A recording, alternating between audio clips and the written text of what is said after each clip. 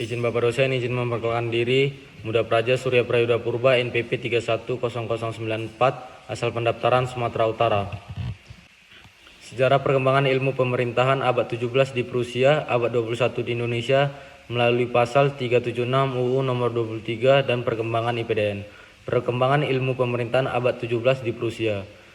Pada masa pemerintahan Raja Frederick Wilhelm tahun 1713 sampai 1749, mata kuliah kameralistik di jajaran di Universitas Frank dan Universitas Halle. Mata kuliah kameralistik pada masa itu lebih didekatkan pada analisis pengelolaan pemerintahan negara secara efisien, sehingga lebih berciri muatan ekonomi pemerintahan yang membahas tentang masalah keuangan pemerintah, pajak, kepolisian, administrasi pemerintahan, struktur pemerintahan. Pada abad ke-18, perkembangan studi kameralistik seiring dengan kebutuhan pemerintah kerajaan untuk kebutuhan pemerintah kerajaan yang kuat, sehingga OP kameralistik bergeser pada studi masalah hukum pada spirit negara yang didasarkan pada hukum. Menurut Carl Friedrichs tahun 1963 bahwa faktor penyebab studi kameralistik bergeser pada studi hukum karena berkembangnya spirit pemerintahan negara pada masa itu tentang negara yang berdasarkan pada konstitusi dan legalisme yang mengatur hubungan antar penguasa dengan rakyat dan melindungi kebebasan dan hak milik individu ketika Napoleon berkuasa. Pada zaman awal abad 18, studi hukum mendapat porsi yang utama dalam upaya menegakkan hukum dalam negara yang tepat, adil, dan benar. Perkembangan ilmu pemerintahan di Indonesia pada abad 21.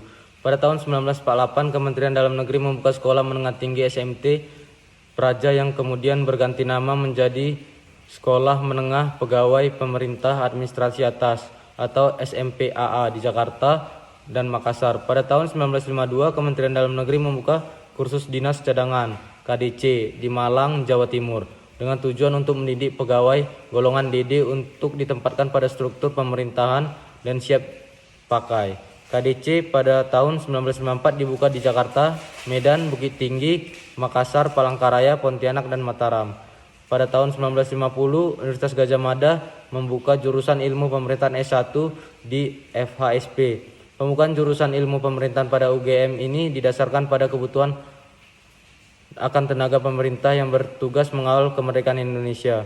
Ilmu pemerintahan di UGM sebagai bagian dari studi ilmu politik. Pada tahun 1956, Kementerian Dalam Negeri menetapkan keputusan bersama dengan Kementerian Pendidikan dan Kebudayaan membuka Akademik Pemerintahan Dalam Negeri (APDN).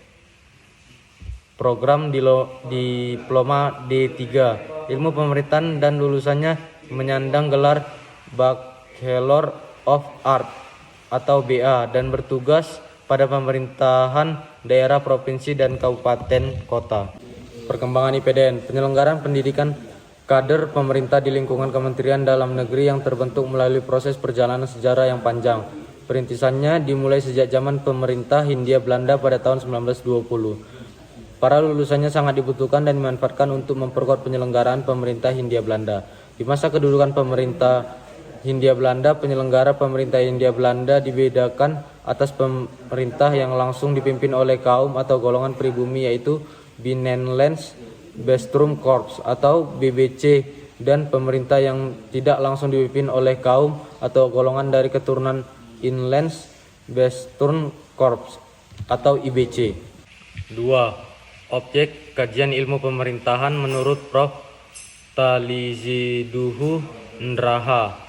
Menurut Talijiduhu Ndraha, ilmu pemerintahan adalah ilmu yang mempelajari bagaimana memenuhi dan melindungi kebutuhan dan tuntunan tiap orang akan jasa publik dan layanan sivil dalam hubungan pemerintahan pada saat dibutuhkan oleh bersangkutan. A. Studi introduktif. 1. Negara. 2. Tujuan nasional. 3. Pemerintahan dan yang diperintah. 4. Kepemimpinan pemerintahan. 5. Ideologi dan doktrin pemerintahan. 6. Asas-asas pemerintahan. 7. Sistem pemerintahan. 8. Teknik pemerintahan. Asas pemerintahan menurut Talijiduhu Ndraha. Sedangkan menurut Tali Jiduhun Raha, asas-asas pemerintahan dapat didefinisikan sebagai pola umum dan normatif perilaku pemerintahan yang bersumber dari nilai pemerintah dan sebagai pegangan pemerintahan yang secara objektif diperlukan untuk memperlancar dan mengefektifkan hubungan interaksi antara pemerintah dengan yang diperintah. 1. Asas memandang jauh ke depan. Asas memandang jauh ke depan memiliki arti bahwa pemerintah yang memiliki visioner, di mana untuk mencari visi tersebut diperlukan perencanaan strategis dan matang. Ada beberapa hal yang perlu diperhatikan, yaitu 1. Waktu, 2. Masa depan, 3. Kesempatan, 4. Generasi yang akan datang. 2. Asas berpikir panjang. Dalam hal ini ada sebuah peribahasa yang dapat digunakan, yakni pikir dahulu pendapat, sesal kemudian tidak berguna. Melakukan sesuatu lebih dahulu, mempertimbangkan segala risiko secara rasional dan objektif. Hal ini juga harus diperhatikan bahwa dalam ilmu pemerintahan mempunyai asas berpikir panjang, di mana dalam menentukan aturan dan kebijakan seseorang harus mempertimbangkan segala hal dan hal yang akan ditimbulkan dengan adanya kebijakan tersebut secara rasional, objektif, dan cara-cara yang konkret. 4. Strategi pengembangan ilmu pemerintahan. 1. Strategi pengembangan SDM. 2. Strategi pengembangan kelembagaan. 3. Strategi pendanaan. 4. Strategi alokasi sumber daya organisasi. 5.